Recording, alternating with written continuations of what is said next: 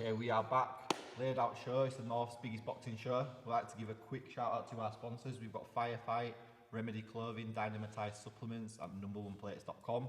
This week we've got a very, very special guest. We've got Mr. Tyrone Nurse. Tyrone, how are you doing? I'm good, thanks for having me, finally. Yeah, finally. It's been a long time coming, but no, I'm good. It has, man. So, do you know what, really, really quick, can you give them people at home a little bit of an intro about you and then we'll get stuck into it. Tyrone Nurse, I've got a professional record of 37 wins, 7 losses, 2 draws, former British Champion, Commonwealth title challenger, prizefighter, finalist. That's all there is to really know about me. I get punched in the face for a living. How did you get into boxing? I was getting into boxing. My dad is my manager and trainer, and he's always managed and trained fighters for as long as I've been alive. He's had a couple of British champions, IBO world champions. Mark Hobson fought in Zamakanova for the WBO world title. So I've always been around boxing. I'm always used to him coming in the house and chucking sweaty gear around, or watching the fights, looking at opponents, counting ticket money up in the middle of the room, all sorts. So it's always been in my life without me knowing it was there, sort of thing.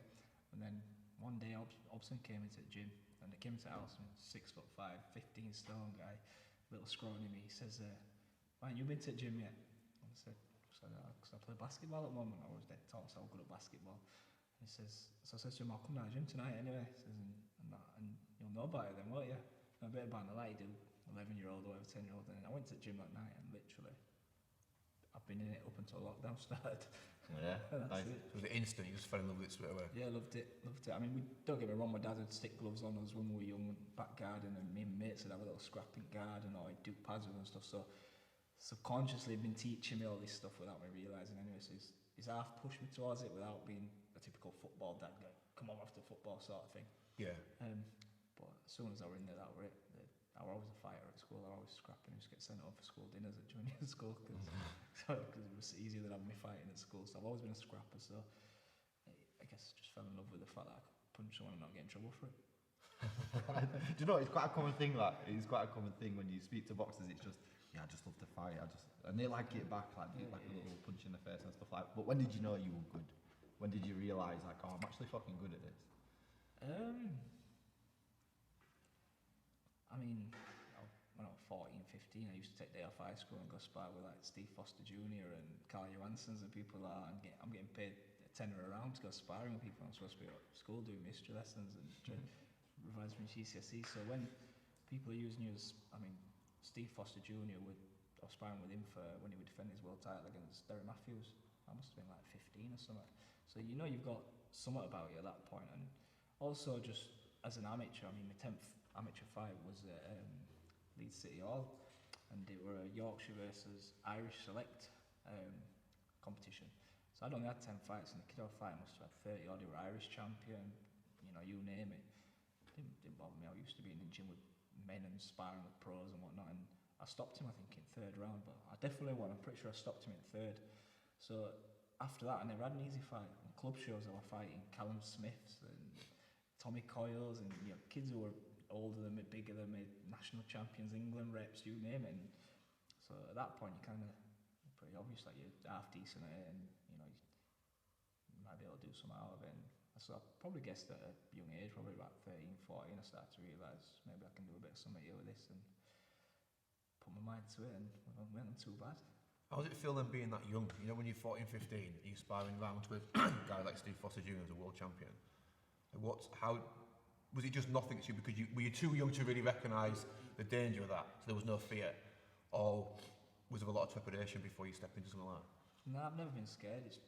Like people say, "Don't you get scared when you fight?" And I'm like, well, do you get scared when you go to work? You scared when you sat on tills scanning someone Sainsbury's or fitting the radiator because you're that to me is exactly the same as getting in having a fight, and sparring side of it, that's just fun. It's all enjoyable. So have you never felt fear? Never. Not what is it? What do you feel? Not of another man in a boxing ring, never. I get, the only thing I will say I get is, like, you're pulling up to a venue, I'll get a little bit of butterflies.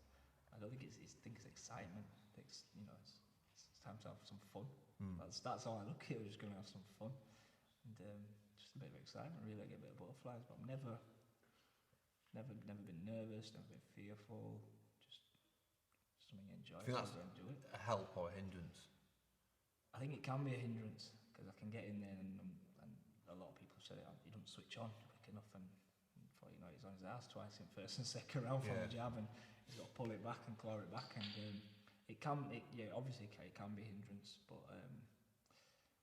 it's hard to teach. No, it's just fascinating. I remember listening to Tyson when that it said, obviously the persona that Tyson's got and the intimidation that he brought, but he said that he was scared every single time he stepped into the ring, but it wasn't fear of his opponent or the other man, it was fear of losing and fear of being exposed. No. I suppose that sense of fear is a thing that kind of makes you up your game constantly. I've known from day to day, I'm not Floyd Mayweather, I'm not going to retire unbeaten, so I've never had the fear of losing, and a loss in my eyes, and if you learn from it. Yeah. You know, don't get me wrong, the boxing game is it's a very hard game, especially once you've lost, getting back to where you are, or unless your promoter's Eddie Earn and you're his best mate, then it's always going to be hard to get back to where you are. But you know that when you get in there, but losing, as long as you learn from it, it's not. We said that last week, didn't we? Boxing's kind of bizarre. It's one of those weird sports where one loss, and it can literally mean the end of your career sometimes. Yeah, or two or three losses, and that promoters want to achieve. The only sport you can compare it to really is UFC, and a loss in that stuff don't mean shit, does it? No. No, I mean, but I suppose in boxing it's hard because you lose a fight. Let's say so and so fought Floyd Mayweather Jr. and they lost to him by a point. It's a loss, so people don't look at it as well, they nearly beat him. Or it goes to close fight, you lost to him. That's it. Whereas in UFC, so and so loses to Conor McGregor or Khabib or whoever, and you lose on points, fair enough. Or even if he gets stopped in last round or whatever, but you give him a good, hard, even fight, you kind of still respected for that, and you don't lose any value. Whereas in boxing, you lose and you're not worth shit to no one. Yeah. Why do you think it is like that though? Like we kind of had that conversation before. Like you kind of dismissed, you take a loss, and it's like AJ's like the perfect one. I always go back to him. AJ loses to Ruiz. Everyone's like, yeah, if he loses again, he's going to retire. Is that it? Is he finished? And it's like, but I kind of I feel like that's almost a modern-ish thing, like the last 20 years or so. I mean, you go back and look at guys like Gatti, whose record was littered with losses. Yeah. He was such an exciting fighter that he still kept getting big opportunities. It seems to be that last kind of 20 years or so that, you know, one loss puts you back. Yeah, I think a lot of it comes down to Mayweather. A lot of it really does come down to Mayweather. Mayweather's been, so whether you loved him or hate him, he's been the forefront of boxing for a long time now. Man. And he's always put the emphasis on, I've never been beaten, nobody can beat me, I'm undefeated, look at the O sort of thing. He's always he's bragged about it, which you know it's every reason to really. But I think a lot of it comes down to that as well. And then obviously boxing back in the day were very different in that, you only had one broadcaster. Yeah. So Ben fought, Eubank fought, so and everyone just kept fighting, good even fights. Everyone on the planet saw it. Everyone saw it were good even fights. So no one got written off. Whereas now you've got Warren, you've got Hennessy, you've got so and so, you've got Eddie Earn, you've got all these different pots, all these different TV channels. So they want to keep their fighters unbeaten so that they can say, well, Campbell's better than me, I can't, blah blah blah, and do it that way. So. And back in the day, there was only 8 weight classes. There was only 3 main titles. You got back far enough, there was only 1 main title. It was harder to be the man. So, whereas now you can be the man without being the man. Yeah, I think now, I read this article in Boxing News, Boxing Month of the Month, where I think it's like there's 12 people at any one time in any one weight category that can lay claim to being a world champion. Yeah, it's ridiculous. I mean, WBA, you've got WBA Super, WBA Champion, WBA Interim, WBA Regular. Point having 4 world champions at one weight. And you've got the WBC, WBC Silver, WBC Diamond. Interim, you've got your Demetrius, you've got your franchise champion. It's all money making for them, which, business is business. You make as much money as you can. But that's the reason why boxing is losing so much ground to MMA. Because in MMA, that's the guy. If you want to be the man, you've got to beat that guy. Then that's why boxing now is becoming, unfortunately, because it's a sport I love, but it's becoming a sport that's just for like the hardcore fan. Attracting new fans to boxing is difficult. It's so complicated to keep up with who the main guys are. It's not even that, it's just that you get to points where you're like, why, like, we'll talk about it a bit later, but why is Crawford not fighting Spence? Like, why is that just not happening? You've got 1 and 2, it's super obvious, they're both in their prime. It's very political. What a loss. It's very cliquey in boxing, so it's like I was saying earlier to Craig, so obviously, we've got Lomachenko Lopez this weekend. Yeah. Is anyone in Britain showing it? No. You can pay to watch it on your phone for 10 quid. I don't want to watch Lomachenko Lopez on something like that. I want to be sat watching it on a cinema screen, really. But I can't because no one's picked it up. Like Eddie Hearn, why didn't Eddie Hearn got it? Because he's not friends with Bob Arum. Yeah. Yeah. Petty, pathetic, political bullshit of boxing. And I imagine now you could probably speak to 1,000 guys on the street who would never have heard of Lomachenko. There is that. Last 10 years ago, well, 20, 30 years ago, when you go back to Ben and Eubank, even if you weren't a boxing fan, you knew who Nigel Benn was. Yeah, you knew who Eubank was. It were on primetime TV, wasn't it? What the channels were, everybody had, 'cause no one else had all these other avenues to watch things. Yeah. So it was more well known for that reason. You said something really interesting at the beginning that I want to pick up on. You know, you said when you first started your pro career that you knew already, I'm not Floyd Mayweather, I'm not going to be at that standard. When you first got into it then, what goals did you set yourself? Just to be the best I can, achieve as much as I can, win as many fights. Obviously, if you could have won every fight, you'd be laughing, you'd be happy, but not happy that I haven't. Yeah. But, you know, just to be the best I can be as myself and achieve as much as I can for, you know, so I can say to my kids, oh, look what Daddy did, you know, when Daddy was growing up, blah, blah, blah, you know, have a couple of properties, that sort of thing, you know, something to pass on, you know, a bit of legacy as well. But when you started, that looked like something. So like in the back of your mind was a part of you saying, if I can get to British title level, I'll be happy. Or if I can get to area title level, I'll be happy. Even if you didn't voice it, was it kind of in the back of your mind, you'd set a mark that you wanted to reach? I never expected to achieve less than a British title. So like a few people said to me like, I want a central area title and I want English title. They were like, you just don't seem bothered by it. I said, I expected it. I didn't. I couldn't not see myself winning this. It's baby steps in my head to what I ultimately believe I can achieve.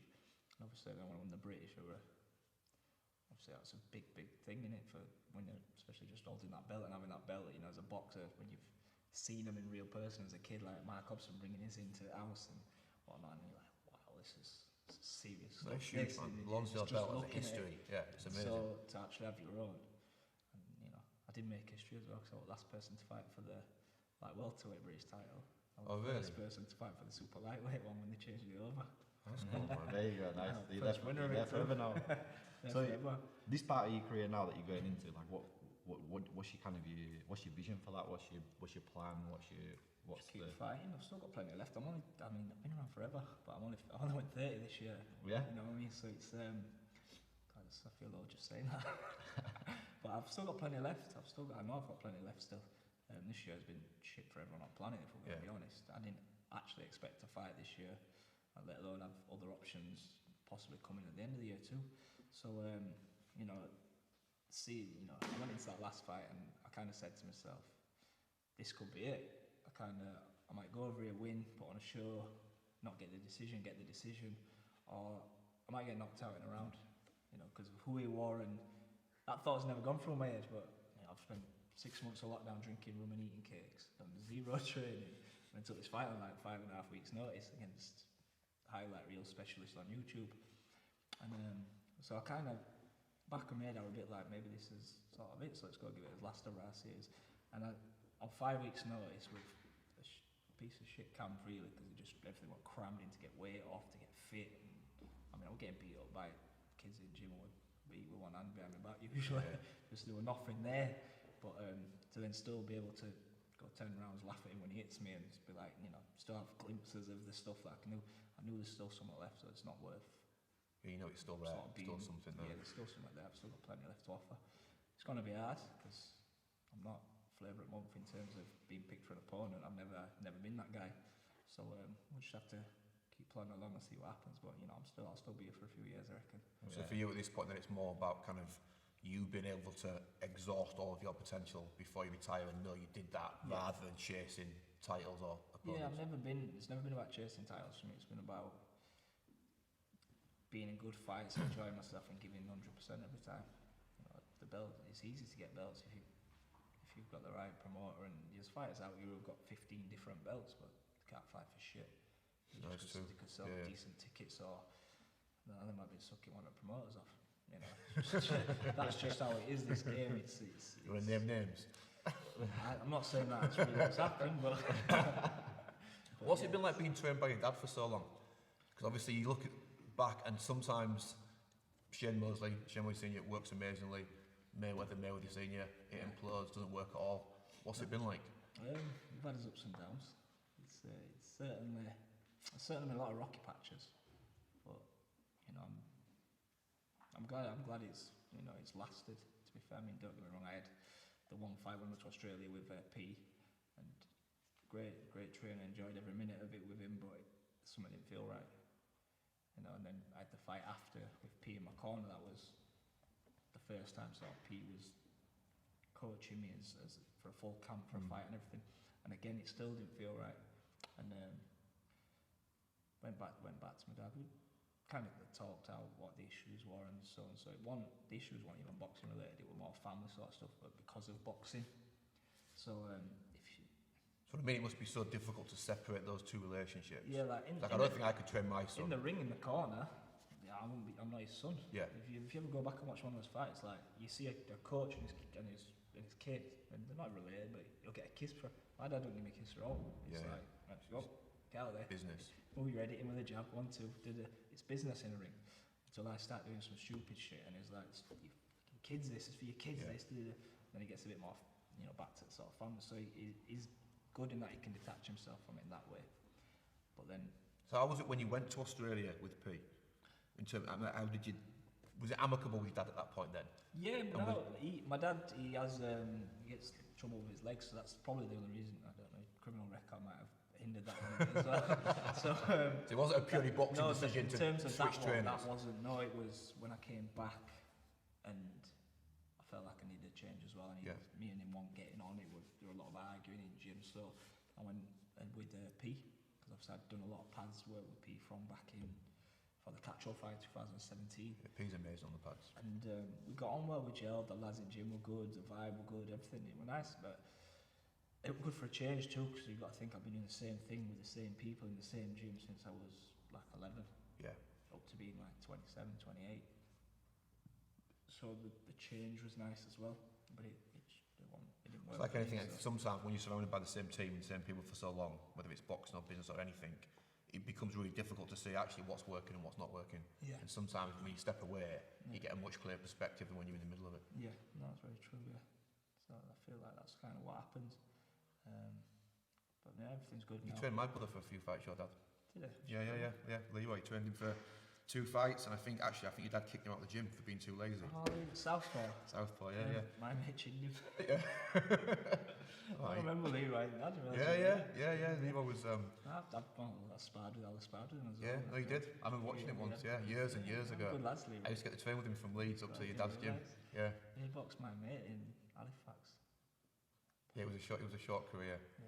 It's because the thing is, like, well, you know this. You must have seen so many talented kids that come through the gym. Oh, yeah. Doesn't mean anything. Like my brother, very talented kid. If you don't want to put, just didn't want to put the work in. When you said that, I went Southpaw, didn't I? Yeah. Just didn't want to put the work in. It's like it's not something you can play at, not at pro level. You're not going to diet. You're not going to put the road work in and get fit and take it serious. Then ultimately, you're not going to cut it. No. It's too brutal a sport to play at. It's too short of a career, is what I've noticed, especially growing up watching a few of my dad's fighters really throw away talent and big careers they could have had through starting drinking and. But it's hard because you've gone to a fight, you've got 200 mates, you're all out in town. You're meant to tell them, no, I don't want to drink, I don't want this, you don't want to line of this, and that's where it gets like. And you've got to be able to be strong and say, look, no, it's not for me, that's not for me. Get me a J2O, get me a water, I'll have a kebab, blah blah blah. It's. You know what? I'm so glad that you're saying this. I've got my son sat off Canberra, and for the last 2 weeks we've had this conversation with him about the sacrifice that it takes to be who you want to be. When you don't want to go football or whatever because it's raining, it's cold. So I've been trying to teach him that, look, it doesn't matter what it is, whatever it is, unless you're willing to sacrifice, you will not get where you need to be. Especially sports is such a short career. Yeah. In the grand scheme of your life's that long. You spend that long growing up, so you've got that long in your prime. After that, you've got all that to drink, drugs, eat what you want, do all things that you didn't do back then. Yeah, your mates might not be doing it then, but have your mates achieved the things you've achieved in that time period? Yeah. Have they been able to say, oh, I run Sky Sports, I've travelled the world, I've bought my family a house, Chances are, they've been out every week and spent 200 quid on nothing and gone back to a miserable 9 to 5 working at Sainsbury's or Greggs. Yeah. So it is a big commitment to not see your friends and do the partying and all the rest of it, but ultimately it's a sacrifice that you make, and fingers crossed for making it pays off for you. But it also pays off, even if it doesn't pay off in a sporting sense, it pays off in the sense that you now know that you're capable of that, and then that makes you a better father, a better husband, a better businessman. It makes you better in every area of your life. Very true. Yeah.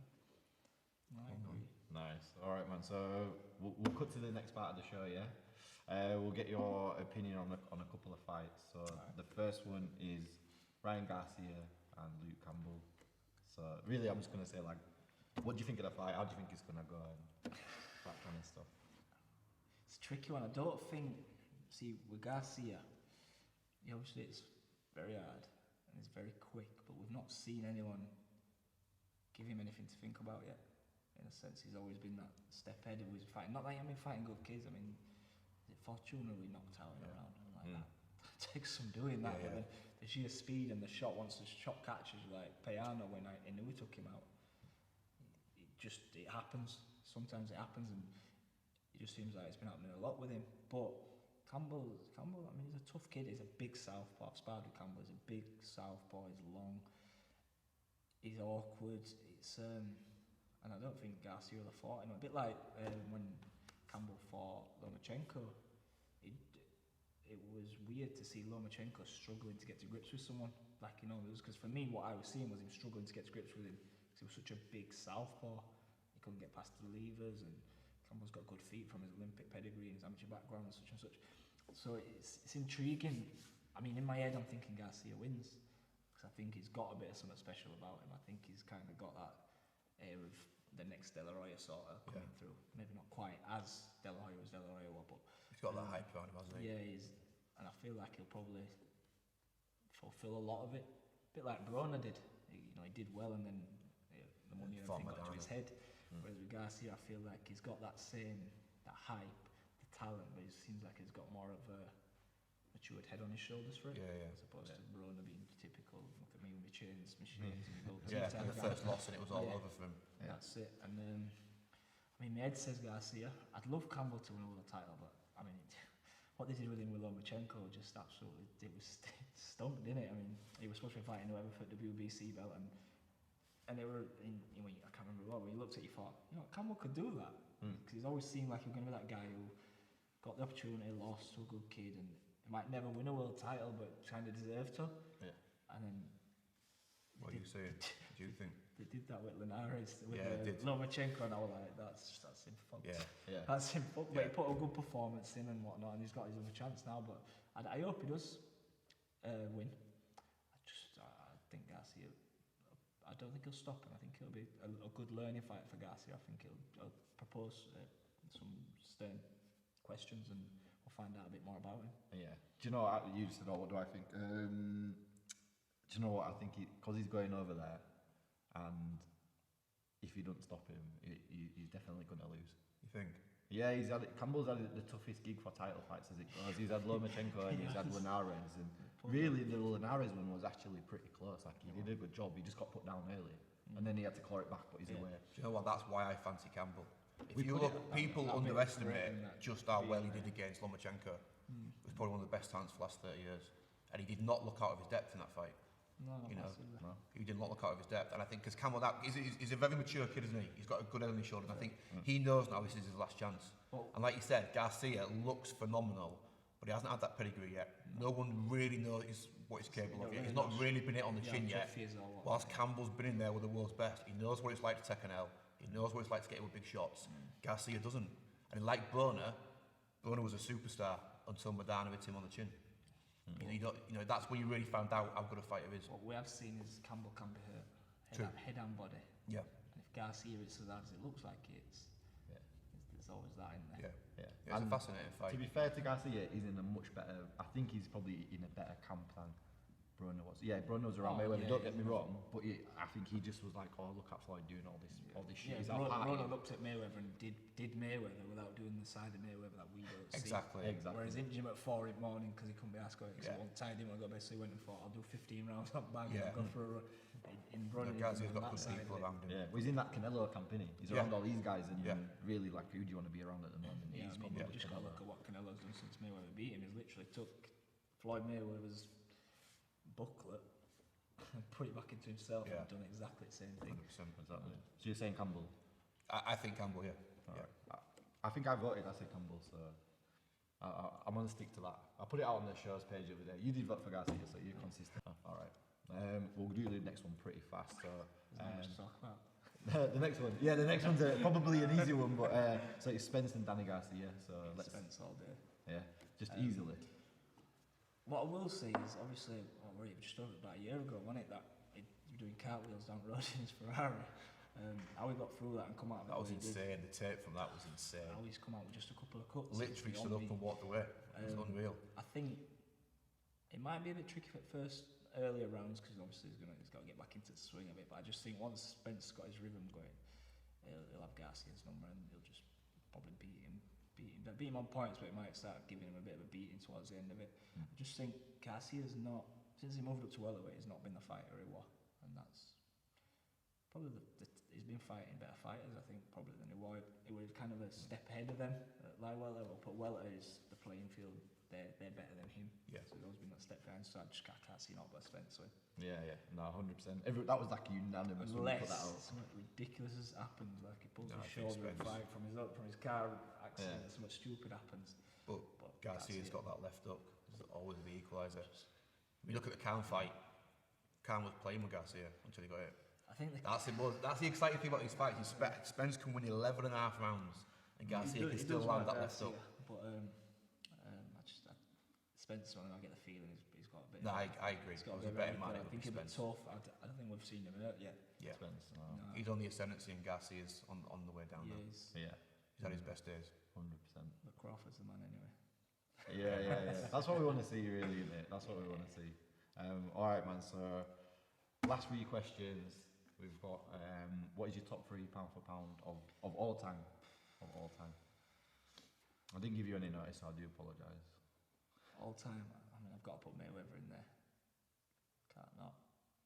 See, I'm from this era, so I grew up watching Roy Jones Jr. I remember my dad waking up at 4 in the morning on a school day to watch Roy Jones Jr. fight, and my favourite fighter. So, aside from where his career's gone, if we're talking pound for pound on your best day against anyone, Roy Jones got to be in there as well for me.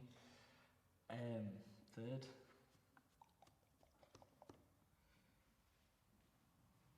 Sugar Ray Leonard. Solid. Strong top 3, man. Yeah, solid.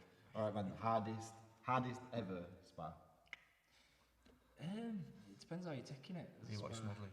So I've sparred that many people. I've probably done a frigging million rounds of sparring. I've sparred everyone on this planet you can think of.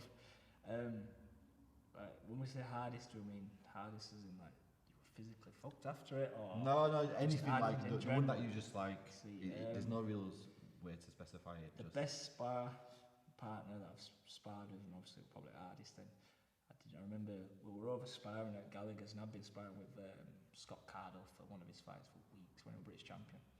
And Argenis Mendes, they were IBF champion at that point, and he was doing like 4 rounds with Quigg, 4 rounds with Crawler, 4 rounds with Stephen Smith, and then they were all staying and doing another one after. We were doing like 15 rounds and stuff, and his trainer would just drop it on him and like, right, do another 3 now after he's done 12, and he's kicking off his corner, and he's going, and he's still like big eaters on him. And then my dad said to him, look, because he was doing round with them, and we wanted more rounds, so he said, why don't we get together and do a spar? So I sparred him a few times. He was IBF super featherweight champion at the time.